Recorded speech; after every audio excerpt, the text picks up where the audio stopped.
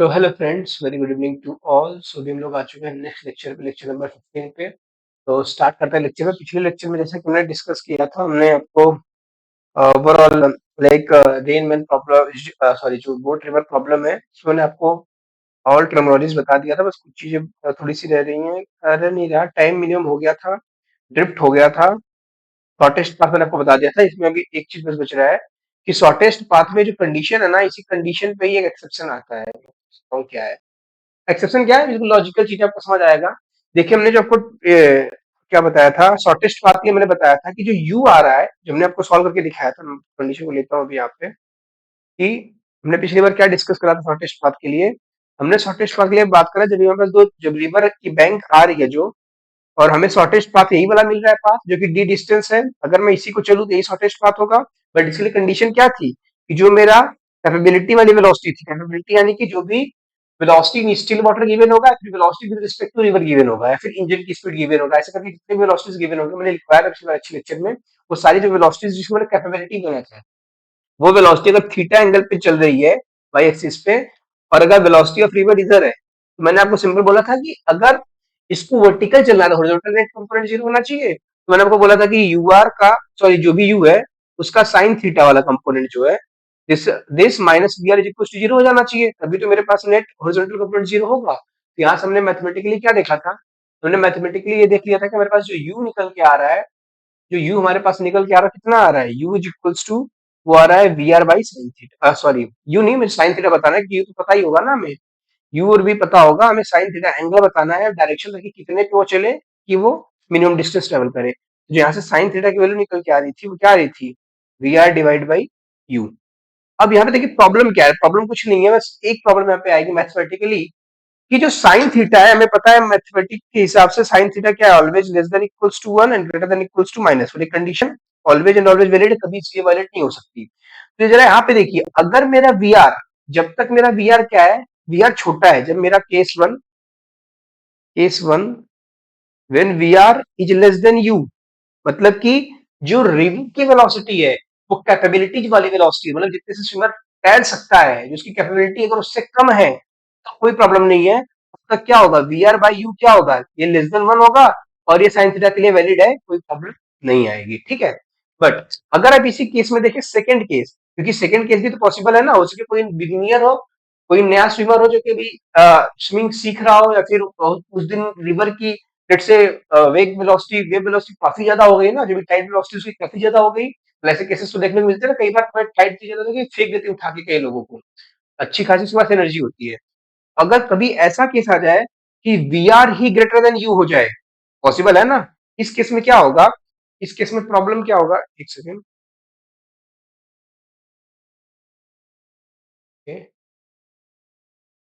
Hello, ठीक है।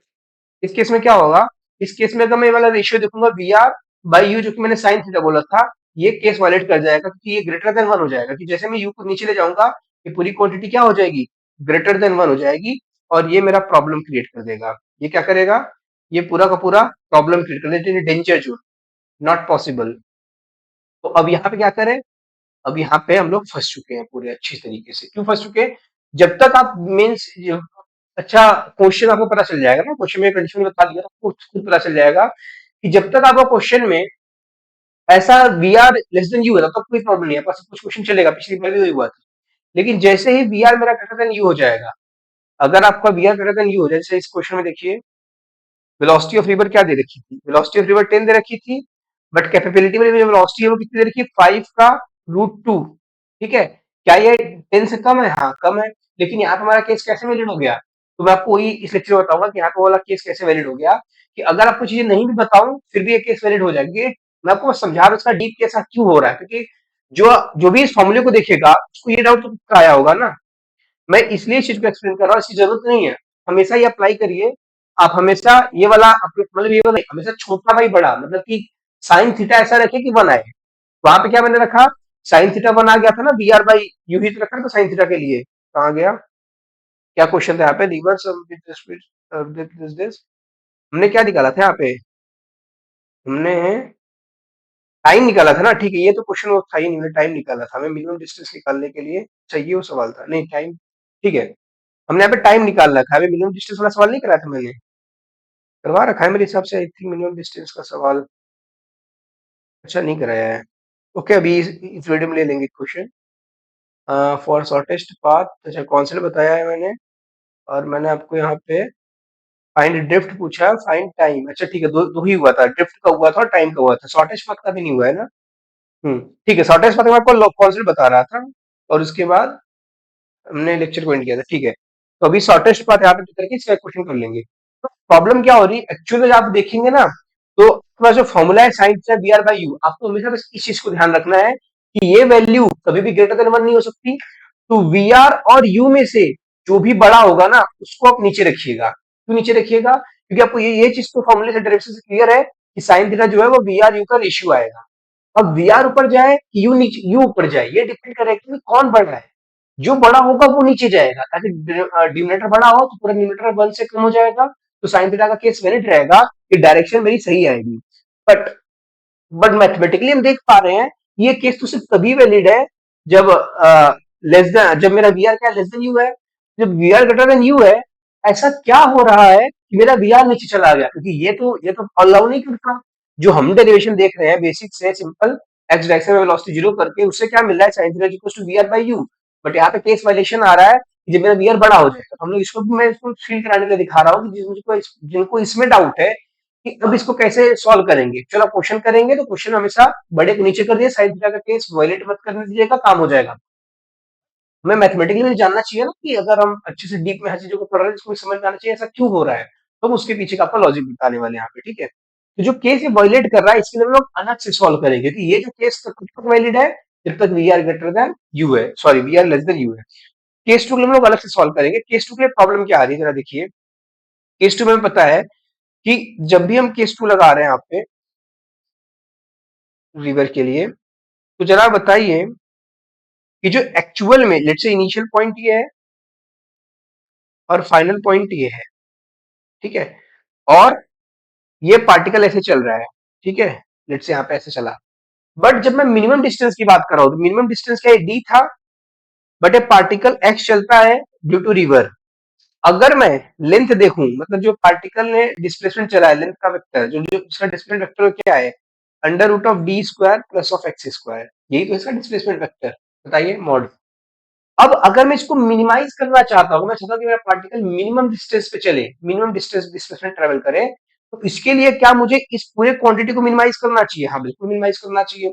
और इसी के लिए मिनिमाइज करते हुए हमने एक्स को जीरो किया था। एक्स कब जीरो हो पाएगा? एक्स तभी जीरो हो सकता है जब इसकी वेलोसिटी सिर्फ और सिर्फ वर्टिकल हो, और उसके लिए हमने केस यहाँ पे देख लिया था। तो वहां पे वायलेशन आ रहा है, जब मेरा V are greater than you हो जाएगा, तब तो ये केस लग ही नहीं पा रहा। तब मैं क्या करूं? तो मुझे बेसिक से डिफरेंशिएशन करके चेक करना पड़ेगा कि कहाँ पे मैक्सिमम मिनिमा आ रहा है। वही आपका मैक्सिमम मिनिमा पुराने लॉजिक वाला आ गया कनेक्ट होने के लिए। कौन सा? आपने बेसिक मेथड से मैक्सिमम मिनिमा पढ़ा है ना, कभी मैं मैक्सिमम या मिनिमम चीज फाइंड करनी होती है तो हम क्या करते हैं, डिफरेंशिएशन करते हैं, डिफरेंशिएशन का यूज लेते हैं और इक्वल्स टू जीरो करते हैं, जो उसका डिफरेंशिएशन की वैल्यू है, ताकि वो मैक्सिमम और मिनिमा है। क्योंकि जीरो कब होता है? जहाँ पे स्लोप्स आते हैं। ये स्लोप के लिए जहाँ पे स्लोप क्या हो, जीरो हो जाए, क्योंकि यहाँ पे तो स्लोप नहीं जीरो है, यहाँ पे भी पॉजिटिव है, यहाँ पे नेगेटिव है, तो यहाँ पे तो जीरो तभी आएगा ना जब मेरा मैक्सिमम और मिनिमा की केस होगा। तो हम लोग इसके लिए ऐसा कर रहे हैं, ठीक है। तो अभी क्या करें, सिंपल बेसिक से बताइए। तो हमारे पास डिस्प्लेसमेंट वेक्टर मैंने लिख दिया। अब अगर मैं एक्स को पूरा अच्छे से लिखूं, तो मैं एक्स को क्या लिखूंगा कि जो एक्स क्वांटिटी है, मैं इसको मिनिमाइज करना चाहता हूँ। क्योंकि अगर अगर एल को मैं चाहता हूँ मिनिमाइज करना, अगर मैं चाहता हूँ कि ये मिनिमम हो जाए, this minimum is equivalent to, क्या मैं एक्स को मिनिमाइज कर लूं?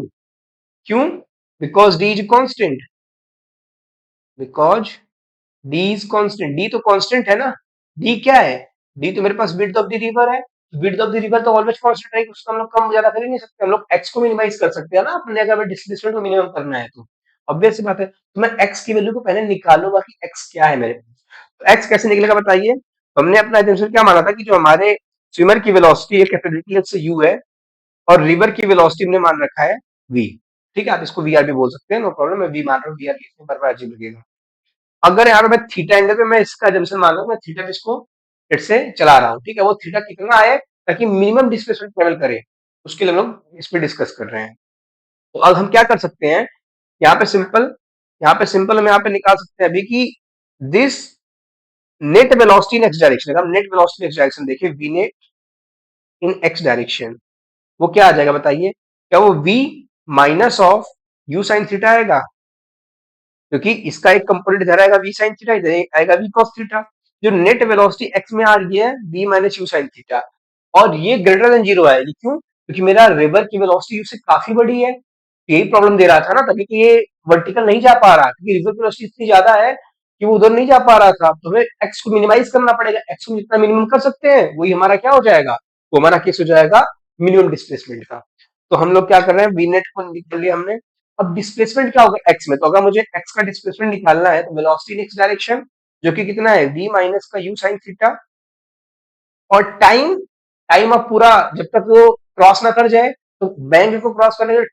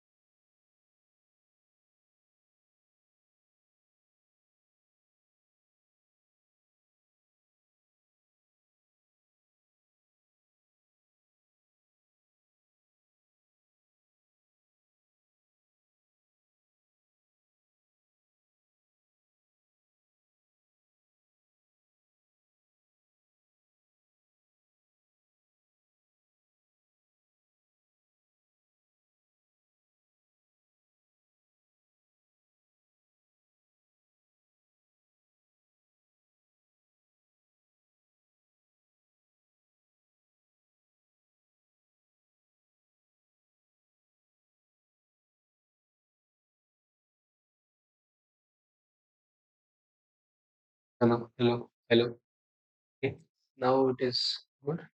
तो मैं क्या बोल रहा था, आई थिंक यहाँ तक आवाज आई होगी। मैं बोला था कि जो मैंने x लिखा है वो क्या लिखा है, bx इंटू टी सिंपली लिखा है, जो कि लॉजिकल है। डिस्प्लेसमेंट क्या होगा, bx और टोटल टाइम ऑफ फ्लाइट जो अपने उस प्रोजेक्टाइल में पढ़ा था। टाइम ऑफ फ्लाइट का क्या मतलब है, जब तक वो मोशन में है। तो मोशन में कब तक है, जब तक वो बैंक को क्रॉस नहीं कर लेता। बैंक को क्रॉस कब करेगा, जब उसका वर्टिकल डिस्प्लेसमेंट जो कि d है वो चल रहा है किसकी वजह से, by की वजह से। तो by मैंने निकाला सिंपली u cos थीटा आ रहा है, क्योंकि वर्टिकल कंपोनेंट में और कोई कंपोनेंट नहीं आ रहा है। जो आपका रिवर वो एक्स डायरेक्शन में है सिर्फ और सिर्फ। तो मैंने यहाँ पे टाइम ऑफ क्रॉस निकाल लिया था, उसको मैंने मल्टीप्लाई कर दिया तो मुझे एक्स मिल गया। मैं आपको बताना है, मैं आपको ये बता रहा था कि जब यहाँ पे मैक्सिमम मिनिमम पढ़ा होगा बेसिक मैथमेटिक्स में पढ़ा होगा, डिफरेंशिएट किसको करना और किसके रिस्पेक्ट में करना है। डिफरेंशिएट किसको करना, तो पहले आप ये समझ लीजिए कि बेसिक मैथमेटिक्स क्या बोलती है। बेसिक मैथमेटिक्स और मैक्सिमा मिनिमा, और मैक्सिमा एंड मिनिमा, ये क्या होता है, किसको डिफरेंशिएट करना है।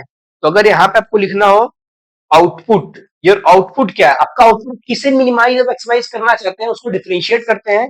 डिवाइड बाई किसके रेस्पेक्ट में डिफरेंशिएट करना है, ये आपका इनपुट है। ये आपका हर जगह वैलिड है। मैथमेटिक्स के आप मैक्सिमम मिनिमम आप कैलकुलस पढ़ेंगे 12th में, आपको यहाँ भी काम आएगा। फिजिक्स में तो हर जगह आपको जहां भी मैक्सिमम मिनिमम होगी यहाँ काम आएगा ही आएगा। ये अगर आपको लॉजिक समझ आएगा, आपको अगले वाले क्वेश्चन से जब भी डिफरेंशिएशन वाले सवाल अच्छे, जब भी अच्छे वाले सवाल आएगा डिफरेंशिएशन आएगा पक्का, वहां पे आपको मैक्सिमम मिनिमम निकालना ही पड़ता है ऐसे खुद से सोच के। तो आपको खुद से सोचना भी पड़ेगा कौन डिफरेंशिएट हो रहा है किसके रिस्पेक्ट में, ताकि आप उस क्वेश्चन को प्रोसीड कर पाए। ज्यादातर डाउट यही आते हैं कि किसको डिफरेंशिएट करना है किसके रिस्पेक्ट में, यही नहीं फील हो पाता, इंट्यूशन ही नहीं आ पाता। तो उसके लिए आपको आई थिंक ये समझ आ गया कि ये जो बेसिक मैथमेटिक्स का लॉजिक है कि किसको डिफरेंशिएट करना है, आउटपुट। तो बताइए आपके केस में आउटपुट क्या है, आपके केस में जो आउटपुट है, क्या आउटपुट, क्या आउटपुट मेरे पास कौन है, आउटपुट मेरे पास एक्स है। क्योंकि मुझे मिनिमाइज किसे करना है, एक्स को, क्योंकि अगर मुझे डिस्प्लेसमेंट मिनिमम चाहिए तो जो एक्स है वैल्यू मैं उसको मिनिमाइज करना चाहता हूँ। इनपुट कौन है, किसके थ्रू मैं एक्स को मिनिमाइज कर रहा हूँ। इनपुट मतलब क्या, जैसे कि आप कॉफी मशीन में क्या करते हैं, लेट से आप सब कुछ इनपुट डालते हैं, शुगर टी कॉफी जो भी आपका टी कॉफी वॉफी होता है आप उसको डालते हैं, वाटर वाटर सब कुछ इनपुट डालते हैं, तो आउटपुट में क्या है, आपके पास कॉफी बनी हुई मिलती है। तो यहाँ पे इनपुट क्या है, किसको चेंज करें, क्या आप रिवर की विड्थ को इंक्रीज डिक्रीज करें, इम्पॉसिबल, वो तो कर नहीं रहे। क्या आप कैपेबिलिटी यानी कि जो एक्चुअल वेलोसिटी है मशीन की, या फिर जो आपकी कैपेबिलिटी है उसको इंक्रीज डिक्रीज करें, यानी यू को नहीं। क्या आप वेलोसिटी रिवर को चेंज कर रहे हैं, वी को नहीं। किसको चेंज करें? सिर्फ और सिर्फ डायरेक्शन ऑफ योर मोशन का जो इंटेंशन है, जो आपका मोशन मोशन का जो इंटेंशन है जिस डायरेक्शन में, मतलब थीटा, कि आप चाहते हैं कि मैं थीटा एंगल पे वर्टिकल से स्विम करूं ताकि मैं वर्टिकल में जा पाऊं वीआर की वजह से। बट मैं इसको चेंज कर सकता हूं ना, तो इनपुट में कौन है? थीटा। मतलब कि मेरे पास केस आ गया, मुझे क्या निकालना है? मुझे dx बाई डी थीटा निकालना है और इसको जीरो करना है। तो यहाँ पे डाउट ये आएगा सबको कि ये आपने मैथमेटिक्स में पढ़ा होगा कि ये जीरो का मतलब होता है आइदर मैक्सिमम और मिनिमम। तो ये कैसे पता कि यहाँ पे एक्स मिनिमम ही आएगा, मैक्सिमम नहीं आ सकता? मैं इसको लॉजिक देता हूँ। अगर आप एक्स मैक्सिमम की बात करेंगे तो मैक्सिमम तो एक्स कुछ भी हो सकता है, इन्फिनिटी जा सकता है। एक्स मैक्सिमम की अगर मैं बात करूं लीवर की, तो मैक्सिमम तो इन्फिनिटी हो सकता है ना, और इन्फिनिटी कोई नंबर तो है नहीं। एक्चुअली में अगर फिजिक्स में जनरली आप जनरल क्वेश्चन में फिजिक्स में देखेंगे ना, अगर आपसे मैक्सिमम मिनिमम की रिक्वायरमेंट है तो डिफरेंशिएट करने में, जीरो करने में जो टर्म आ रही होगी वो वही आएगी। आपको इतने डीप में यहाँ पे जाने की जरूरत नहीं है। लेकिन हाँ, मैथमेटिक्स जब आप सवाल करेंगे कैलकुलस में, तो वहां पे क्वेश्चन जानबूझ कैसे बजाया जाता है, आपको डबल डिफरेंशिएशन चेक करना पड़ता है। डबल डिफरेंशिएशन भी चेक करना पड़ता है। ये क्या चेक करना पड़ता है कि अगर ये क्वांटिटी ग्रेटर देन जीरो है तो आपका मिनिमम वाला केस रहा होगा, और अगर ये क्वांटिटी लेस देन जीरो है तो मैक्सिमम वाला केस रहा होगा। बट फिजिक्स में इतनी जरूरत नहीं पड़ती है। आप सिंपल एक डिफरेंशिएशन से काम कर सकते हैं मोस्ट जनरली।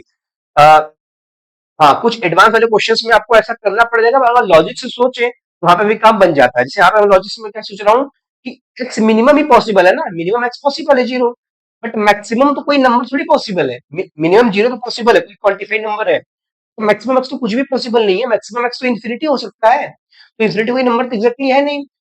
इन्फिनिटी एक्स अगर आप यहाँ पे डबल डिफरेंशिएशन करके देखेंगे ना, इस एक्स पे, यहाँ पे, इस थीटा पे, यानी theta is equal to zero पे, तो आपको मिल जाएगा automatic theta is equal to zero वाला केस ही मिल जाएगा।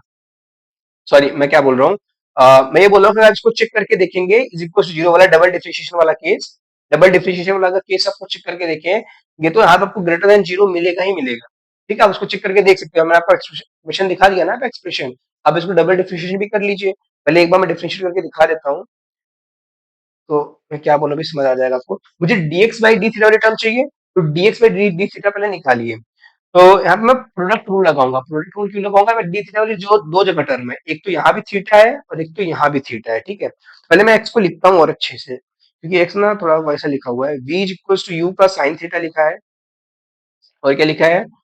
डी बाई यू तो कांस्टेंट है, cos थीटा को मैं sec थीटा लिख सकता हूँ। ठीक है, अब मैं डिफरेंशिएट कर सकता हूँ कि थीटा वाली दो टर्म है मेरे पास। तो एक बार इस पूरे को डिफरेंशिएट करूंगा और एक बार इसको डिफरेंशिएट कर लूंगा। अगर मैं पूरे को डिफरेंशिएट करूंगा तो क्या आ जाएगा मेरे पास, बताइए? या फिर मैं इसको एक ही टर्म बना सकता हूँ और अच्छे से sec थीटा tan थीटा कर लेता हूँ। हाँ, इसको ना अंदर भेज दीजिए, आप इस टर्म को ही अंदर भेज दीजिए। मैं बताता हूँ क्या बोल रहा हूँ। आप u को अंदर भेज लीजिए, तो v by cos theta, v by cos theta को क्या मैं सेक थीटा लिख सकता हूँ? v सेक थीटा, हाँ v सेक थीटा लिख सकता हूँ। तो इसको आप v का सेक थीटा लिख लीजिए, minus times you into sine theta by cos theta, क्या टेन थीटा बन जाएगा? है टेन थीटा बन जाएगा। और d बाई यू तो कॉस थीटा, ये dx आ गया। मुझे dx बाई डी थीटा वाली टर्म चाहिए ना उसको, ताकि मिनिमाइज कर पाए। तो मैं dx बाई डी थीटा अब करूंगा, और मैंने आपको इसको प्रॉपर फील दिया है कि ऐसा क्यों करते हैं, मिनिमाइज मैक्सिमाइज करने के लिए। Output by input. तो इसको डिफरेंशिएट कर लीजिए अभी। तो v है, सेक थीटा का डिफरेंशिएशन क्या आता है बताइए? सेक थीटा का डिफरेंशिएशन आ जाएगा sec theta into tan theta और माइनस टाइम्स u, और टेन थीटा का डिफरेंशिएशन आ जाएगा सेक स्क्वायर थीटा। ठीक है, एंड d बाई यू तो पूरे में ही है ना, d बाई यू, क्या ये वैल्यू जीरो होनी चाहिए? अब अगर ये क्वांटिटी जीरो हो जाए, डी बाई यू जीरो हो सकता है? नहीं, ये पूरा का पूरा टर्म जीरो होना चाहिए जो मल्टीपल में है, इसी को जीरो होना पड़ेगा। इसका मतलब मेरे पास आ गया v का sec theta into tan theta is equals to u का सेक स्क्वायर थीटा। एक सेक थीटा से एक सेक थीटा चला गया, और v टेन थीटा को मैं क्या लिख सकता हूँ? Sine theta by cos theta, और u का सेक थीटा को क्या मैं cos थीटा नहीं लिख सकता? लिख सकता हूँ। तो cos थीटा से cos थीटा चला गया। अगेन से देखिए क्या टर्म आई डिफरेंशिएट होकर, sin theta is equals to v by u। अब मैं आपको दोनों केसेस को पहले कंपेयर करके दिखाता हूँ। जो मैंने पहला केस ड्राइव किया था, क्या vr बाई u आया था? तो फर्स्ट केस के लिए पहले लिखता हूँ vr बाई u। तो फॉर केस फर्स्ट, पहले तो लिख देता हूँ। एक तो केस टू के लिए मैंने ड्राइव किया ना, केस टू के लिए क्या था, मेरा वो बड़ा आ रहा था, ये केस टू है, क्योंकि इसके लिए डिफरेंशिएट किया हमने, क्योंकि वी आर बड़ा आ रहा है तो मेरा फर्स्ट केस क्या होगा, इनवैलिड हो गया। इनवैलिड क्यों हो गया, साइन थीटा ग्रेटर देन 1 हो नहीं सकता, इसलिए फिर मैंने डिफरेंशिएशन का हेल्प लिया। अगर वो केस इनवैलिड नहीं होता तो हम उसी से काम कर लेते हैं। और केस वन क्या था मेरे पास बताइए। जो केस वन था मेरे पास, डेंजर नहीं था हालांकि ये, ठीक है कोई ना। केस वन जो था, उसके लिए जो मेरा साइन थीटा आया था, साइन थीटा जो आया था, वो आया था वी आर। वी आर बोलूं या वी बोलूं, मतलब मैं वेलोसिटी ऑफ वीवर को बोल रहा हूँ। वी आर ही ले लीजिए, वी ही ले लेता हूँ अभी के लिए, कोई दिक्कत नहीं, दोनों कंपेयर करना है मुझे। वी बाई यू, ये आया था मेरे पास केस वन के लिए। अब जरा देखिए आपको एक चीज समझ आ रही है। केस वन में क्या है, केस वन में हमने अज्यूम कर रखा है कि जो वी है वो लेस देन यू है। यही तो अज्यूम किया था मैंने, यानी जो बड़ा क्वांटिटी है, जो वी बड़ा है वो नीचे है क्या, अच्छा वो नीचे है। केस टू में हमने क्या अज्यूम करा था, केस टू में हमने क्यों ड्राइव किया था, जब मेरा वी ग्रेटर देन यू हो गया था। केस टू में क्या हुआ था, केस टू में मेरा वी ग्रेटर देन यू हो गया था ना, ये तो प्रॉब्लम दे रहा था। इसलिए तो हमने इसको ड्राइव किया है। हमने इसको ड्राइव क्यों किया है, एक सेकेंड।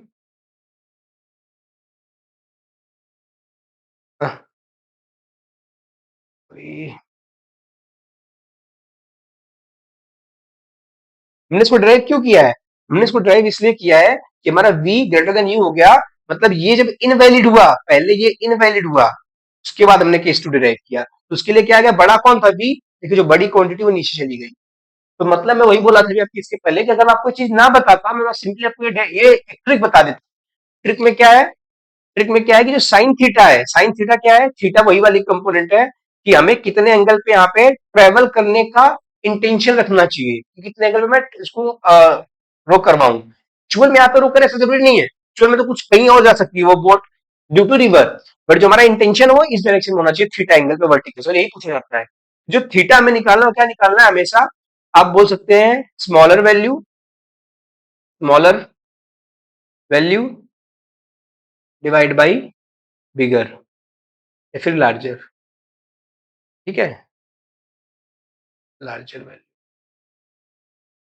कोई प्रॉब्लम नहीं है। बट प्रॉब्लम अभी यहाँ पे क्या आएगी कि मैं ऐसे करा सकता था, आपका 5-10 मिनट में बच जाता, उससे कुछ फर्क तो नहीं पड़ता, बट आपको जो फील कराना है कॉन्सेप्ट वो फील नहीं होता, और फिर आप बस एक क्वेश्चन सॉल्विंग अप्रोच में फंस के रह जाते हैं।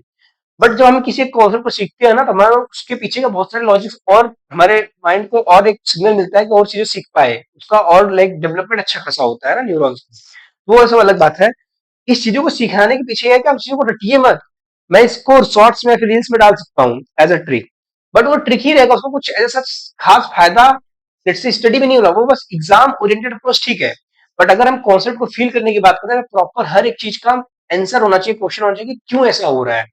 फर्स्ट क्वेश्चन का क्यों ऐसा मैंने बताया, सिंपल था कि मैं अगर एक्स को जीरो कर सकता हूं तो मैंने जीरो कर दिया, जीरो करने के लिए वी बाई यू होना चाहिए था, तो वी बाई यू मैंने किया। बट यहाँ पे तभी तक वैलिड है वी बाई यू जब तक मेरा वी लेस देन यू है। बट अगर मेरा वेलोसिटी ऑफ रिवर बढ़ जाए तो प्रॉब्लम हो जाएगी, तो केस वन इनवैलिड हो गया। तो मैंने केस टू क्या करा, बेसिक से मैंने फिर इसको उठा लिया कि अब मैं इसको मिनिमाइज करने की कोशिश कर रहा हूँ, वो जीरो हो नहीं पता, क्योंकि जीरो तो नहीं हो पाएगा ना, क्योंकि जीरो नहीं हो पा रहा है, इसलिए तो मेरा ये इक्वल नहीं हो पा रहा था। तो जीरो तो नहीं हो पाया, तो मैं किस एंगल पे उसको प्रोजेक्ट करूं, किस एंगल पे उसको मतलब ऐसा वो डायरेक्शन दूं ताकि वो मिनिमम डिस्प्लेसमेंट चले। मिनिमम डिस्प्लेसमेंट का क्या मतलब है कि ये जो पार्ट है, ये जो पार्ट है मेरा यहाँ से यहाँ जीरो पे तो नहीं चल पाएगा, क्योंकि जब वेलोसिटी ऑफ रिवर ज्यादा है ना यू से, तो ये तो पॉसिबल नहीं है। रिवर कुछ ना, आप कितना भी एंगल कर लीजिए, आप इसको कितने भी एंगल पे रख लीजिए, जब ये वाला कंपोनेंट यू से ही ज्यादा है तो यू साइन थीटा से ऑब्वियस बात है ज्यादा होगा, तो यहाँ पे रिजल्टेंट वेलोसिटी कुछ ना कुछ तो आएगी, कुछ ना कुछ तो 100% आएगी, कुछ भी कर लीजिए। बट वो कितना रखूं कि अब जब मैं इसको चेंज करूंगा तो कभी डिस्प्लेसमेंट यहाँ होगा, कभी यहाँ होगा, कभी यहाँ होगा, तो मैं इस एक्स को मिनिमाइज तो कर सकता हूँ ना। तो इस एक्स को मिनिमाइज करने के लिए ऑन ऑन चेंजिंग थीटा मैंने डिफरेंशिएशन किया, मेरे पास रिजल्ट अगेन से निकल गया यू बाई वी। तो अभी अब इसको याद अगर रखना है तो याद रखने के लिए ट्रिक याद रख सकते हैं कि smaller value by bigger value. तो किसकी वैल्यू, यू और वी, ये एक्चुअल वैल्यूज है। यू कौन सी वैल्यू, जो कैपेबिलिटी वाली वेलोसिटी है, जो आप स्टिल वाटर में बोल सकते हैं, या फिर जो आप विद रिस्पेक्ट टू रिवर बोल सकते हैं। और वी, वी क्या है, जो एक्चुअल रिवर की वेलोसिटी है जो आपको गिवन होगी। इन दोनों बेसिस पे आप ये सवाल कर सकते हैं। तो इतना ही था, मुझको डिस्कस करना था बस एक्स्ट्रा पार्ट। तो पूरा यहाँ पे आपका ये प्रॉब्लम पूरे खत्म हो चुके हैं। अब मैं आपको इस पे एक क्वेश्चन दे सकता हूँ। मेरे पास पीवाईक्यू पड़े हैं क्या इसके, मेरे पास पीवाईक्यू भी तो, मैं आपको आज वो पढ़ाने वाला हूँ रेनमैन प्रॉब्लम, उसके पीवाईक्यू में एक लेके आया हूँ।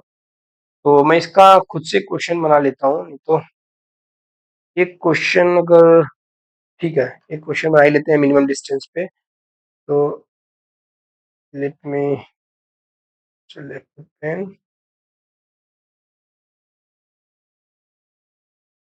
ठीक है, ये है रिवर। ठीक है, अब अगर हमें लेट से मिनिमम डिस्टेंस चाहिए ना, मिनिमम डिस्टेंस हमें खोजना। पुराना वाला क्वेश्चन है, उसमें केस वैलिड है ना मेरे पास। पुराना वाला क्वेश्चन में मैंने क्या कह दिया था, मैंने उसमें सिर्फ दो ही पार्ट पूछे थे। ड्रिफ्ट वेलोसिटी पूछी, ड्रिफ्ट पूछा था और फाइंड द टाइम, ये ही दो चीज पूछी थी मैंने। अच्छा, इसमें थीटा दे रखा था, ठीक है। अभी मैं थीटा नहीं देता हूँ, ये जो थीटा 45 डिग्री इस क्वेश्चन में दे रखा है, अब वो थीटा नहीं देता हूँ, वैल्यू से लेने देता हूँ। क्या क्या वैल्यू है, 5√2 क्या है, कैपेबिलिटी वाली वेलोसिटी जो कि लेसर है रिवर की वेलोसिटी जो कि 10 मीटर पर सेकेंड है। ठीक है, ये सही है, आप इसको कर लीजिए। या फिर 5√2 मत लीजिए, आप कोई अच्छी वैल्यू ले लीजिए। चलिए मैं ले लेता हूँ सवाल। लेट्स से विड्थ की 2 मीटर ले लीजिए, रिवर की विड्थ। ठीक है, ये रिवर है।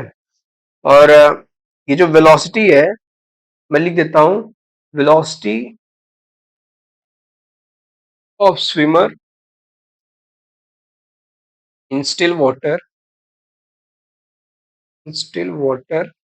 Late say 10 metre per second मान लीजिए। ठीक है, कोई प्रॉब्लम नहीं है। 10 मानने पे प्रॉब्लम हो जाएगी, मैं रिवर की भी 10 मानूंगा, इसका 5 मीटर पर सेकेंड मान लीजिए।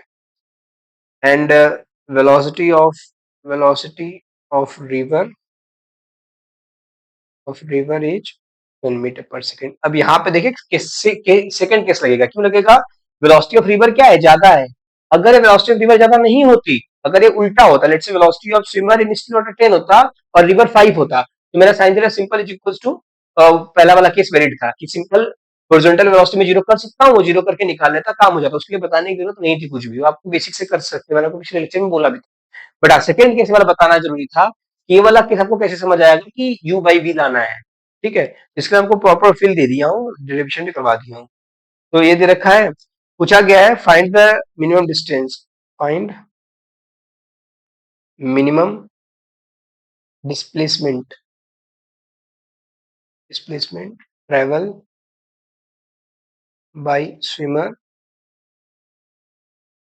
Cross the river, cross the river.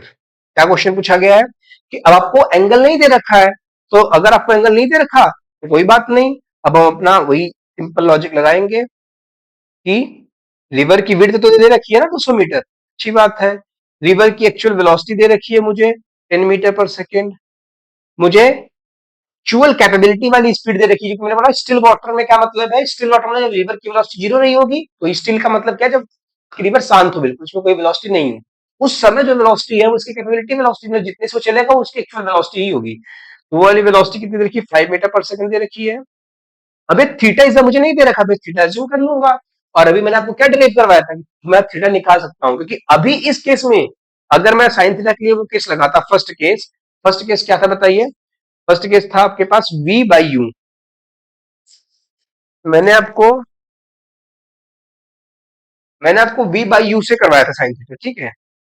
Sign theta equal to v by u करवाया था, अगर आप v बाई यू लगा ले तो v बाई यू क्या हो जाएगा, 10/5 इज इक्वल टू, क्या वैलिड है, नहीं, नॉट वैलिड।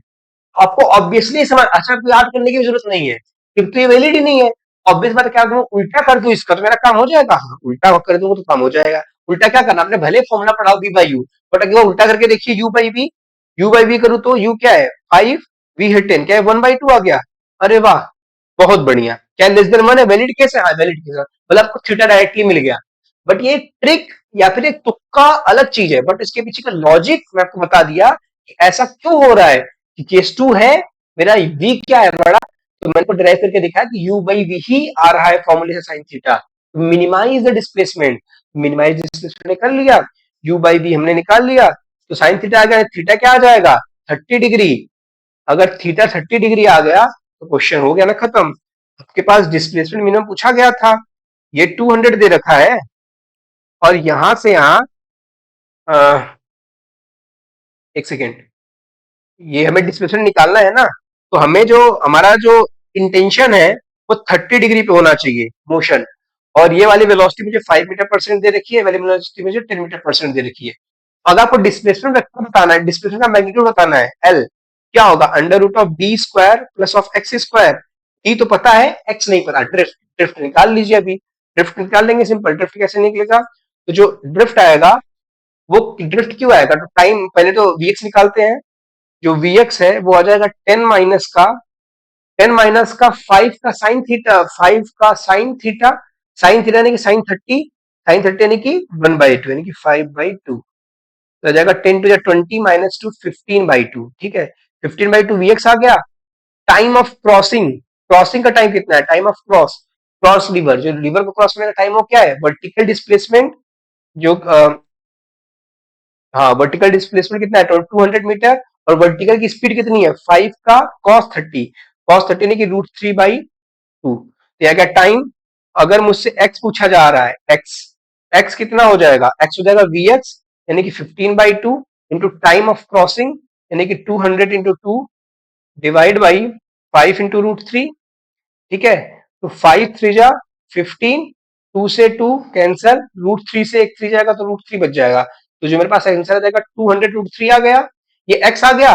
मुझे डिस्प्लेसमेंट पूछा गया था, डिस्प्लेसमेंट का मैग्नीट्यूड पूछा जा सकता है, अगर वेक्टर पूछे तो वेक्टर भी आप बता सकते हैं कि एक्स एक्सिस में इतना और वाई एक्सिस में कितना है, 200 जे का है। तो आप ये भी बता सकते हैं ना कि जो आपका एक्चुअल डिस्प्लेसमेंट है, एक्स एक्सिस में कितना आ जाएगा, 200 √3, और वाई एक्सिस में 200। तो आपका जो फाइनल पोजीशन है कुछ यहाँ होगा।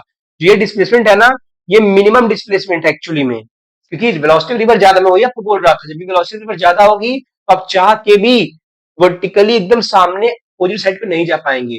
आपको कुछ ना कुछ ड्रिफ्ट चलना ही पड़ेगा, क्यों, क्योंकि वेलोसिटी रिवर इतनी ज्यादा है कि आपको खींच के ले जाएगी वो, कि बिना मतलब इंटेंशन के। बट अगर कम होती तो मैं अपने हिसाब से स्विंग करता कि एक्स कंपोनेंट को, उसकी वेलोसिटी को मैं कर दूं रिजोल्यूशन के टाइम पे, और कट करके मैं सीधे परपेंडिकुलर जा सकता था। बट यहाँ पे पॉसिबल नहीं है। ये बहुत बढ़िया क्वेश्चन है, इसको आप ध्यान से देखिएगा, ऐसे क्वेश्चन आ सकते हैं।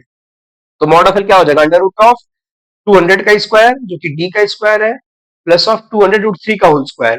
तो 200 √3 का होल स्क्वायर कितना आ जाएगा, 200 का स्क्वायर और √3 का हो जाएगा 3, तो 3 + 1 हो जाएगा 4। तो 4 टाइम्स ऑफ 200 यानी कि 2 टाइम्स ऑफ 200 का होल स्क्वायर का √2। तो बहुत बढ़िया आंसर भी आ गया मेरे पास। देखिए, मैंने सोचा नहीं था इतना बढ़िया आंसर आ जाए, जब भी मैं डिजिट्स लेता हूँ ना, मेरे अजीब खासे आंसर आते हैं।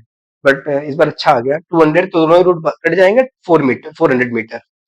400 मीटर क्या आ जाएगा, मिनिमम डिस्प्लेसमेंट। मतलब कि अभी सोचे क्या हो रहा है कि भले ही विड्थ 200 मीटर है, बट जब रिवर की वेलोसिटी 10 आ रही है और उसका 5 दे रखा है ना, आपको न चाहते हुए भी, आप कितने भी एंगल पे कहीं पे भी चल लीजिए, आपको मिनिमम 400 मीटर चलना ही पड़ेगा। और अगर theta is equal to 30 degree नहीं रखेंगे तो आप 100% 400 मीटर से ज्यादा डिस्टेंस ट्रेवल करेंगे, क्योंकि उस केस में आपका बढ़ जाएगा। क्यों बढ़ जाएगा, क्योंकि वो मिनिमम के केस लग ही नहीं रहा वहां पे, हमने मिनिमम के लिए निकाल रखा है 30 डिग्री ना, तो इसलिए यहाँ पे ऐसा हो गया। तो बढ़िया क्वेश्चन हो गया आपके पास। आई थिंक ये पूरा प्रॉब्लम भी सॉल्व हो गया, मुझे यही बस कराना था, और आई थिंक ये पूरा हो चुका है लेक्चर 15 14 में। बस यही था। टी मिनिमम पूछता है, देखिए आप जितने भी क्वेश्चन उठा के देख लीजिए रिलेटिव पेरिटाइल 2D क्वेश्चन में, तो या तो टी मिनिमम पूछेगा या तो शॉर्टेस्ट पाथ पूछेगा। शॉर्टेस्ट पाथ हो गया डिस्प्लेसमेंट, वही शॉर्टेस्ट डिस्प्लेसमेंट, या फिर शॉर्टेस्ट पाथ, ये दो चीज पूछता है। और क्या पूछता है, और एक चीज मैंने लिखाई थी एक क्वेश्चन में, ड्रिफ्ट, ड्रिफ्ट, यही तीन चीजें आपसे आपसे पूछता रहता है, ठीक है। तो यहाँ पे खत्म हो गया, हम simple next type of problem पे मूव करते हैं। हमारे पास नेक्स्ट टाइप ऑफ प्रॉब्लम क्या है, नेक्स्ट टाइप ऑफ प्रॉब्लम में एक बचा रेनमैन प्रॉब्लम। देन इसका सब कुछ खत्म हो जाएगा, फिर मैं एक लेक्चर रखूंगा सिर्फ और सिर्फ मिसलिनियस प्रॉब्लम पे, जिसपे अच्छे खासे मतलब हर एक टॉपिक से एक बढ़िया बढ़िया क्वेश्चंस लेंगे, लाइक रोडो से या पाथ फाइंडर से, तो जितने भी बढ़िया बुक्स हैं वहां से लेंगे। या फिर एडवांस का देखो अपनी बाइक को तो अलग सेशन रखूंगा। बस बढ़िया जो एडवांस रिलेटेड क्वेश्चंस है उस पे कुछ मैं हर एक टॉपिक पे एक क्वेश्चन लाऊंगा, अभी रिसेंट के टॉपिक्स पे। तो एक प्रॉब्लम कर लेते हैं इस पे, रेनमैन प्रॉब्लम पे। रेनमैन प्रॉब्लम पहले देख लेते हैं क्या होता है रेनमैन प्रॉब्लम। रेनमैन प्रॉब्लम वही बात है जो मैंने आपको स्टार्टिंग में बता रखी थी, ओवरव्यू वाली। बस उतनी ओवरव्यू काफी है आपका, वो उतना भी क्लियर है ना, तो इतना ही रेनमैन प्रॉब्लम में कुछ खास नहीं है। क्या क्या रेनमैन प्रॉब्लम में बताते हैं, यहाँ पे क्या होगा, एक रेन होगी, रेन यानी कि बारिश होगी, और एक मैन होगा। मैन कौन, कोई भी हो सकता है, आदमी, लड़का, लड़की, कुछ भी हो सकता है। अब यहाँ पे बात है कि एक्चुअल में वही, अगर आपको वाला लेक्चर हो रहा है तो रिलेटिव का, तो velocity of rain with respect to man क्या होगा, velocity of rain minus of velocity of man. ठीक है, ये होगा। अब आपको कैसे क्वेश्चन आएंगे मैं आपको बताता हूँ। एक्चुअली में अगर आपको दिख रहा हो, let's say velocity of rain ऐसे हो रही है vertical, velocity of rain let's say ऐसे हो रही है वर्टिकल, तो बताइए अगर जो बंदा ग्राउंड पे खड़ा है, अगर उसको बारिश से बचना है, अपना अम्ब्रेला कहाँ रखेगा? तो अपना अम्ब्रेला कुछ ऐसा रखेगा, अपना अम्ब्रेला वो कुछ ऐसा रखेगा, बिल्कुल ही 90 डिग्री, ऐसे ही तो रखेगा 90 डिग्री पे। क्यों 90 डिग्री पे रखेगा? ताकि जो रेन आ रही है उसके नीचे वो रह पाए और बच पाए। यही क्वेश्चन, इसके लिए थीटा कितना आ जाएगा? अगर वर्टिकल से ले रहा हूं तो 0 डिग्री, ठीक है। बट अज्यूम कि रेन ऐसे आ रही है, ऐसे रेन कब आती है? रेन तो हमेशा वर्टिकल ही आती है भैया। नहीं, रेन अगर आप देखें कभी लेट से विंड फ्लो हो रही हो, तो विंड के कारण क्या होती है, रेन की डायरेक्शन बेंड कर जाती है। या फिर अगर आपने बात कभी खुद से जिम किया, हमने बहुत बार किया, कॉलेज में भी ऐसा होता है, कभी बारिश हो रही है, साइकिल चला रहे होते हैं तेजी से, जो रेन है बिल्कुल ड्रॉप होनी थी वर्टिकल, बट हमारी वेलोसिटी इतनी तेज है कि जो ये वाली ड्रॉप यहाँ गिरनी थी, हम साइकिल से इसको हिट कर जाते हैं। तो मेरे लिए ये वाला जो रेन ड्रॉप है कुछ ऐसे आ रहा है कि मैं खुद पे अपने फ्रेम पे बैठ रहा हूँ, जब मैं साइकिल में बैठा हूँ तो मैं खुद, मेरा रेफरेंस फ्रेम है, मैं खुद को रेस्ट पे मानूंगा, मैं बोलूंगा मुझे रेन ही ऐसे टिल्टेड दिखाई देगी। बट एक्चुअल में ये वाला ड्रॉप तो अपनी जगह ही गिर रहा है, ये यही गिर रहा है, मैं यहाँ पे आके इसको हिट कर रहा हूँ। बट वही बात मैंने आपको रिलेटिव बहुत पहले बताया था, खुद को क्या मान लेते हैं, जो भी फ्रेम है वो रेस्ट पे आ जाता है, अज्यूम यही करते हैं। जब हम खुद पे बैठे हैं तो हम जब देखेंगे हमें रेस्ट पे दिखेगी, हम बोलेंगे कि रेन आके हमें हिट करी, जबकि हिट कौन कर रहा है? रेन यही गिर रही है, हिट मैं इसको कर रहा हूँ साइकिल से, जब चलाता हूँ मेरी वेलोसिटी तेज है। ये दोनों केस में क्या होगा, वेलोसिटी टिल्टेड हो जाएगी। डिपेंड करता है दोनों की डायरेक्शंस पे। जैसे थीटा डिग्री आपको दे रखा है, थीटा डिग्री आपको दे रखा होगा कि let's say velocity of rain, तो वेलोसिटी ऑफ रेन जो है वेक्टर, क्या वो ऐसा आ जाएगा वेलोसिटी ऑफ रेन की वेलोसिटी, और थीटा एंगल पे लेट्स से वर्टिकल से आ रहा है। तो बताइए इस केस में अगर जो जो बंदा यहाँ पे खड़ा है, जो बंदा यहाँ पे खड़ा है, अगर उसको रेन से बचना है तो क्या अपना अम्ब्रेला वो वर्टिकल रखेगा? नहीं, वर्टिकल रखेगा तो जो ये बगल से रेन आ रही है इसको हिट कर जाएंगे और ये भीग जाएगा। तो अगर इसको बचना है, क्या उसको, अच्छा आपको ये बात तो पता होगी, लॉजिकल है, अगर आपको रेन से बचना है आप अपने अम्ब्रेला का जो फ्रंट फेस है उसको बिल्कुल 90 डिग्री रखेंगे। जैसे यहाँ पे देखिए रेन का जो हिटिंग पॉइंट है ऐसा है, तो मैं इसको बिल्कुल 90 डिग्री रख रहा हूँ अपने अम्ब्रेला का फेस, कि मैं प्योर सेफ हो पाऊं। यहाँ पे अगर मैं अम्ब्रेला ऐसे रख दूंगा ना, तो 90 डिग्री नहीं है, देखिए किसी एंगल पे है, यहाँ पे मुझे हिट कर जाएगा। मैं क्या करूंगा, इसको 90 डिग्री ना रखिएगा, मैं इसको 90 सॉरी टिल्टेड ना रखिएगा, मैं 90 डिग्री पे रख दूं कुछ ऐसा। अगर थीटा वर्टिकल से आ रहा है तो मैं अपने अम्ब्रेला को थीटा डिग्री टिल्ट कर लूं। थीटा डिग्री कैसे टिल्ट करूंगा? सिंपल, यहाँ से थीटा डिग्री उठा लूंगा, ये वाला वर्टिकल, क्योंकि अगर आप इस वाले पूरे एक्सिस में देखें यहाँ पे ऐसे, तो ये भी थीटा और ये भी थीटा, तो थीटा डिग्री जैसे मैं टिल्ट करूंगा अपना अम्ब्रेला को, मेरा अम्ब्रेला कुछ ऐसा हो जाएगा। और अगर मेरा अम्ब्रेला ऐसे हो जाएगा, अब मैं इस रेन से बच सकता हूँ। कैसे बच सकता हूँ? क्योंकि अब जितनी भी रेन आएगी वो सब यहाँ से टिल्ट कर जाएंगी। तो एक क्वेश्चन पूछा जाता है कि कितना हमें अम्ब्रेला टिल्ट करना है ताकि हम रेन से बच पाए, ठीक है। ये क्वेश्चन था, ये लॉजिक्स है। अब इनके लिए हमें क्या करना पड़ेगा? सिंपल ये चीजें लिखनी है। सबसे पहले क्या लिखूं? वेलोसिटी ऑफ रेन लिखूंगा, देन वेलोसिटी ऑफ मैन लिखूंगा जो कि मुझे दे रखा होगा, then velocity of rain with respect to man देखूंगा ये कितना आ रहा है। इन दोनों की फ्रेम पे मैं थीटा ही डिसाइड करूंगा ऐसे, ताकि हमेशा जो रेन मैन है उसके बीच परपेंडिकुलर ही आए, ताकि वो जो पर्सन है पूरा पूरा पूरा पूरा पूरा रेन से बच पाए, ठीक है। टाइम हो गया, ठीक है। तो अब मैं आपको ये ना एक क्वेश्चन के थ्रू ही समझाता हूँ, कि क्वेश्चन के थ्रू ज्यादा बेटर समझ आएगा। ऐसा तो कॉन्सेप्ट आपको क्लियर है, मैंने आपको रिलेटिव में भी जितना बता दिया था रेन में प्रॉब्लम, उतना ही सब्सिडेंट में कुछ ज्यादा टफ नहीं है। बट ठीक है, मैं क्वेश्चन ले आता हूँ, एक सेकेंड, ठीक है। अभी देखिए हमारे पास एक क्वेश्चन है, ये जेई मेंस का ही प्रॉब्लम आ रखा है 2022 में, 27 जून 71 में आ रखा है। तो आइए इसको सॉल्व करते हैं। Just give me one second. Hmm hmm, आइए पढ़ते हैं क्वेश्चन में क्या दे रखा है, देखिए। बोला है a girl standing on a road holds her umbrella at 45 degree. तो एक है यहाँ पे, एक रोड होगा, एक सेकंड थोड़ी ज्यादा है, यहाँ पे गर्ल है, ये वर्टिकल से, क्या बोला है ना, अम्ब्रेला वर्टिकल, ऐसे क्वेश्चन खोल दिया कि 45 डिग्री पे, यहाँ पे ऐसे 45 डिग्री है, 45 डिग्री इसने कर रखा है, इसने अम्ब्रेला को किया हुआ है।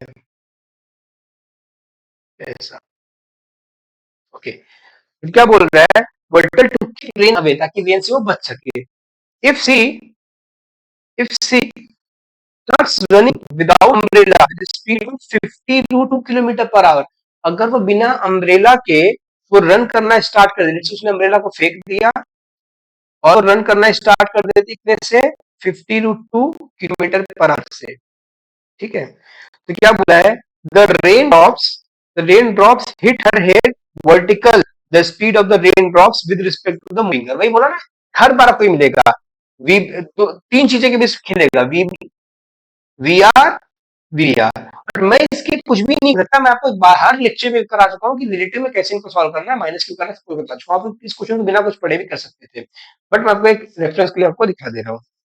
तो क्या बोला कि अभी रेन से बच रही, इसका क्या मतलब है, जैसे इनिशियल लाइन को पकड़िए, अगर रेन से बच पा रही है, इसका क्या मतलब, मैंने बोला था कि हमेशा रेन अम्ब्रेला को कैसे रखा जाता है, बिल्कुल perpendicular to the velocity of the rain. तो वेलोसिटी ऑफ द रेन कुछ ऐसी होनी चाहिए, क्या रेन की वेलोसिटी ऐसे होनी चाहिए, क्योंकि तभी तो अम्ब्रेला ऐसे रखा है ताकि वो बच पा रही है रेन से। बोला है ना कि ये क्या कर रहा है, vertical to keep the rain away, 45 degree से वर्टिकल रखा है ताकि वो रेन से बच पाए।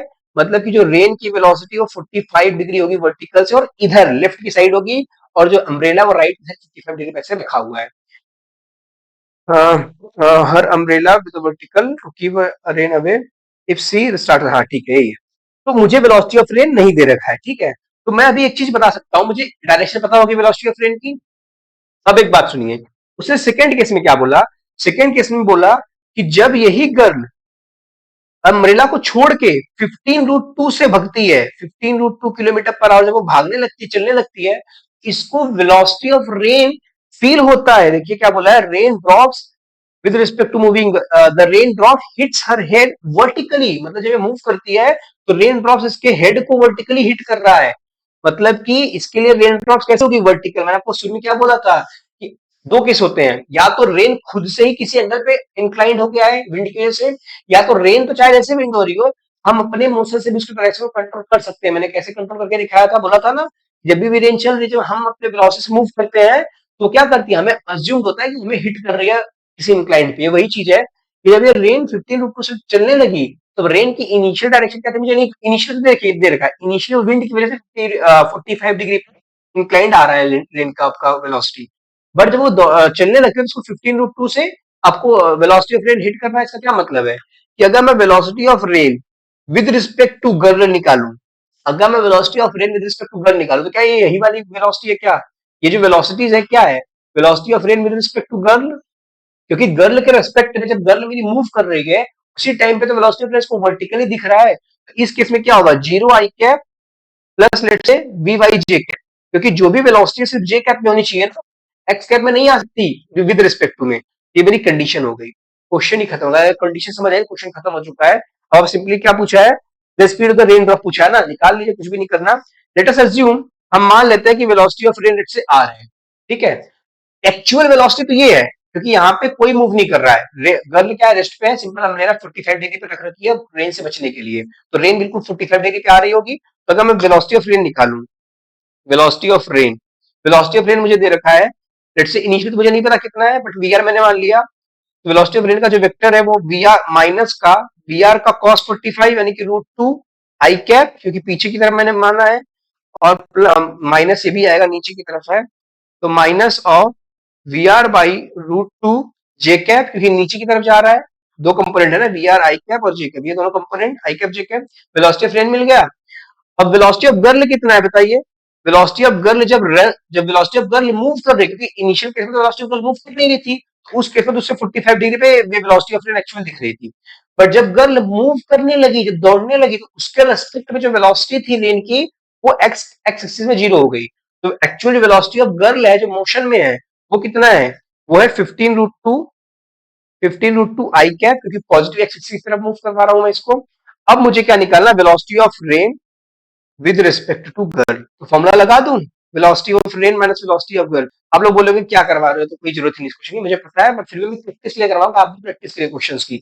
सिंपल वे रिलेटिव है, एक वेलोसिटी से दूसरे में माइनस करना है। ओके, ये कितना आ जाएगा, वेलोसिटी ऑफ रेन दे रखा है माइनस का V are by √2 I cap को आई कैप के साथ ले रहा हूं, माइनस का 15 √2, ये पूरे आ गए, ये किधर आ जाएगा आई कैप में, ठीक है, माइनस कर लिया। Then minus of velocity of girl, तो minus of we are by root j cap, क्योंकि गर्ल के पास कोई उधर वेलोसिटी नहीं है। तो देखिए मैंने क्या बोला था, जो इसका आई कैप वो जीरो होना चाहिए, क्योंकि यही तो है velocity of rain with respect to जो मुझे क्वेश्चन में दे रखी है, और ये हमने निकाला थ्योरेटिकली, क्या दोनों इक्वल होने चाहिए, बिल्कुल इक्वल होने चाहिए। क्या मैं आज बोल सकता हूँ ये क्वांटिटी जीरो होनी चाहिए, हाँ ये क्वांटिटी बिल्कुल जीरो होनी चाहिए, यानी कि minus of we are by √2 minus of 15 √2 equals to zero होना चाहिए, बिल्कुल जीरो होना चाहिए। तो यहां से मैं बोल सकता हूं कि V R minus by √2 is equals to, उस तरफ भेज दूंगा तो 15 √2, हाँ बिल्कुल। अब माइनस आएगा तो क्या होगा, डायरेक्शन जो हमने मान रखी उसका अपोजिट रहा होगा, बस और कुछ नहीं। उसमें ज्यादा परेशान नहीं होना है, कुछ गलत तो नहीं हो रहा है, नहीं आपने जो अज्यूम करा वो सही है। तो ये क्या हो जाएगा, माइनस √2 से √2 उधर चला जाएगा तो 2 हो जाएगा। तो क्या मैं वी आर को माइनस टाइम्स 15 × 2 बोल सकता हूँ, यानी कि minus of 30 metre per second, ये क्या आ जाएगी, ये वेलोसिटी ऑफ रेन आ जाएगी। तो ऑप्शंस में अगर देखें 30 kilometre per hour, 30 kilometre per hour हमारा क्या जाएगा, वेलोसिटी ऑफ रेन आ जाएगा, जो कि मैं यहाँ पे पूछा गया था। तो आई थिंक वो समझ आया, मीटर पर सेकेंड नहीं है, किलोमीटर पर आ रहा है, सब कुछ किलोमीटर पर आवर में ही है ना सब, ये मतलब मीटर पर सेकेंड में तुम ले ही नहीं सकते, सारा कुछ किलोमीटर पर आवर में आ जाएगा। अच्छा अभी माइनस का क्या मतलब है, ये माइनस का मतलब ये है कि हमने यहाँ पे क्या लिखा था, velocity of rain with respect to girl, velocity of rain minus velocity of girl. ये क्या है, ये वेलोसिटी ऑफ गर्ल थी ना एक्चुअली में, ये वेलोसिटी ऑफ गर्ल है, ये पूरा का पूरा क्या है, वेलोसिटी ऑफ गर्ल है। मतलब कि जो वेलोसिटी ऑफ गर्ल थी या फिर वेलोसिटी ऑफ जो रेन है वो minus times velocity of girl है, तो हमने वेलोसिटी ऑफ रेन जो है वो इधर मान रखा था, तो वेलोसिटी ऑफ अम्ब्रेला का डायरेक्शन ऐसा था। बट ये जो हमने गर्ल की वेलोसिटी मान रखी वो इस मान रखी है, बट हमें आज ये पता चल रहा है कि जो हमने एजम्पशन माना है वो उल्टा है, वेलोसिटी ऑफ रेन एक्चुअली में इधर मूव कर रही होगी। अगर उसको वर्टिकली मूव करवाना है, अगर हम ऐसा चाहते हैं कि रेन उसको वर्टिकली दिखे, तो वेलोसिटी ऑफ गर्ल को पीछे करवाना है। और लॉजिकल मैं आपको दिखाता हूँ कैसे लॉजिकल है। ये लॉजिकल ऐसे है कि अगर मेरी रेन ड्रॉप यहां से 45 डिग्री पे आ रही है, तो इसके दो कंपोनेंट होंगे, एक तो वर्टिकल कंपोनेंट होगा वी आर का वाई, और एक तो हॉरिजॉन्टल कंपोनेंट होगा वी आर का एक्स। अब अगर जो गर्ल है, अगर वो गर्ल इस तरफ मूव करेगी तो क्या होगा, इसके रेस्पेक्ट में ये वाला वेलोसिटी उल्टा करके इधर जोड़ दूंगा, तो इसके पर रिजल्टेंट वेलोसिटी और टिल्टेड हो जाएगी, तो ये इसको वर्टिकली नहीं दिखेगी। वर्टिकली दिखने के लिए क्या करना पड़ेगा, अगर अज्यूम करिए वेलोसिटी ऑफ गर्ल इसी तरफ मूव करने लगे, जो वेलोसिटी ऑफ गर्ल, अगर लेट से वेलोसिटी ऑफ गर्ल इसी तरफ मूव करने लगे, तो क्या होगा, ये वाला कंपोनेंट और ये वाला कंपोनेंट कट जाएगा एक दूसरे से रिलेटिव में। कैसे रिलेटिव में कटेगा, क्योंकि रिलेटिव में जब मैं इसके फ्रेम में जाऊंगा, ये वाली वेलोसिटी उल्टा करके यहाँ पे जोड़ दूंगा तो ये वाले कट जाएंगे और सिर्फ वर्टिकल दिखेगा। मतलब जो हमने अजम्पशन माना था, ये नेगेटिव का मतलब हमारा अजम्पशन बस गलत होता है। अगर नेगेटिव कुछ चीज आ रही है तो हमने अज्यूम करा वो गलत है, वो मतलब गलत नहीं, उल्टा होगा उसका। अगर पॉजिटिव आई तो आपका अजम्पशन सही है। तो क्वेश्चन में तो दे रखा था कि रेंज ऑफ 45 डिग्री पे आ रही है, और अम्ब्रेला 45 डिग्री पे अम्ब्रेला है, तो उससे बचने के लिए रेंज तो 45 डिग्री पे, तो क्वेश्चन में गिवन है, हमने अज्यूम नहीं करा। हमने अज्यूम क्या करा कि जो मेरी जो गर्ल है वो 15 √2 से इस तरह जा रही है, हमने ये अज्यूम करा था ना कि वो राइट साइड से दौड़ने लगी। ये क्वेश्चन में बोला नहीं कि इधर दौड़ेगी, बस ये बोला 15 √2 से दौड़ेगी, हमने खुद से अज्यूम करा कि इस तरफ दौड़ेगी। अगर आप इस तरफ इसको मान लेते तो आपका ये जो वैल्यू है पॉजिटिव ही आता। सारी बात समझ में, तो बस इसलिए नेगेटिव आया, तो आपका ये आंसर आ गया नेगेटिव। मतलब मैंने आपको ऐसे समझा दिया कि क्यों नेगेटिव आ रहा है, ठीक है। तो सिंपली हमने यहाँ पे एजम्पशन गलत मान रखा था, 15 √2, इसलिए मेरा नेगेटिव आ गया। तो इसका बी ऑप्शन हो गया आपका करेक्ट, ठीक है। तो अभी कितना टाइम हुआ, the speed of the rain drops with, अच्छा एक second, the rain drop hits her head, vertical speed of the rain drops with respect to moving up. अरे ठीक है, आंसर ये नहीं होगा, हमें पूछा है कि speed of the rain drop with respect to moving girl. Actual question तो ये है, हमें ये निकालना है कि स्पीड ऑफ द गर्ल निकालना है, कि मैग्नीट्यूड निकालना है, और गर्ल के रिस्पेक्ट में जो हमने निकाला एक्चुअल वेलोसिटी है, ये तो एक्चुअल वेलोसिटी ऑफ रेन है, बट ये नहीं पूछा गया है ना, विद रिस्पेक्ट टू पूछा गया। विद रिस्पेक्ट टू यानी कि कौन सा, वही वाला component. Velocity of rain with respect to girl क्या है, ये वाला है ना, velocity of rain with respect to girl, ये पूरा कंपोनेंट, ये पूरा कंपोनेंट है। तो ये क्या है, minus times V are by √2, इसको निकाल लीजिए पे, ये अब कैंसिल हो जाएगा। वेलोसिटी ऑफ रेन जो विद रिस्पेक्ट टू गर्ल लिखना है 0 आई कैप, और माइनस टाइम्स वी आर, और वी आर मेरे पास कितना है, वी आर मेरे पास ऑलरेडी है माइनस का। अच्छा माइनस माइनस आपको लगा कि ऊपर जा रहा है क्या, ये बस इसीलिए हो रहा है, हमने एकदम से नेगेटिव मान रखा था ना, बस इसलिए ऐसा हो रहा है। यहाँ पे सिंपली पॉजिटिव इसको बोल सकते हैं। क्यों ऐसा बोल सकते हैं, क्योंकि हमने अजम्पशन इनकरेक्ट मान रखा था, due to incorrect assumption, due to incorrect नहीं, रिवर्स अजम्पशन, रिवर्स अजम्पशन। मैं इसको ये भी इसलिए कर रहा कि आपको ऐसे पता हो कि आप और ऐसे करेंगे आपका नेगेटिव आएगा, मैं इसको चाहूँ तो अभी उल्टा करके सही करके दिखा दूंगा, बट फिर वो जो एक्चुअल कैच का पार्ट है वो रहेगा हमेशा। कैच यही है इसमें कि एक्चुअल में ऐसा होता है, जब आपको इनिशियल थोड़ी पता कि किधर मानना है, हमें क्वेश्चन में दे नहीं देखा किसी तरफ मूव करेगा, उसने सिंपल बोला rain starts running with umbrella, without umbrella with speed of this, ये तो बोला नहीं किधर जा रही है, हम कहेंगे हमें किसी पता चले किधर मानना है, वो चीजें आपको खुद से पता करनी चाहिए थी। हालांकि आप यहाँ पे सोच सकते हैं, आगे आने वाले क्वेश्चन में प्रॉब्लम होगी, यहाँ पे आप अच्छे सोच सकते थे कि अगर आपने रेन को इधर माना है तो ऑब्वियस सी बात है कि उसको वर्टिकली आना है, तो वेलोसिटी ऑफ गर्ल इधर ही होनी चाहिए ताकि दोनों करंट कैंसिल हो जाए। बट ठीक है, आपको कई बार इसे नहीं पता लग पाएंगे, उसके लिए आपको इसके लिए तैयार रहना है कि जब हमें कैसे इसको इंटरप्रेट करना है। ठीक है, तो इसको सिंपली पॉजिटिव बोल दीजिए, 30 आई क्या है, velocity of rain, velocity of rain हमारा 30 था, डिवाइड बाई √2 जे क्या है, तो जो एक्चुअल में आ जाएगा velocity of rain with respect to girl, वो किधर आ जाएगा 30 का √2। तो हमें मैग्नीट्यूड पूछा गया था ना, तो 0 आई कैप प्लस 30 √2 जे कैप, इनका हर करके ऐड कर लूंगा, रूट ले लूंगा, तो 0 आई कैप मैग्नीट्यूड हो जाएगा 30/√2 ही आ जाएगा। तो I think option number A इसका करेक्ट आंसर होगा। ठीक है, ए इसका क्या हो जाएगा, करेक्ट आंसर जाएगा, क्योंकि हमें ये पूछा गया था। बट अगर मैग्नीट्यूड ऑफ रेन पूछते तो 30 ही आती। तो आई थिंक आपको रेन में प्रॉब्लम क्लियर हो गया, और इसी पे बेस्ड आप सारे क्वेश्चन पाएंगे, ऐसे ही क्वेश्चन आते हैं रेन में प्रॉब्लम, तो कुछ खास टफ नहीं आता।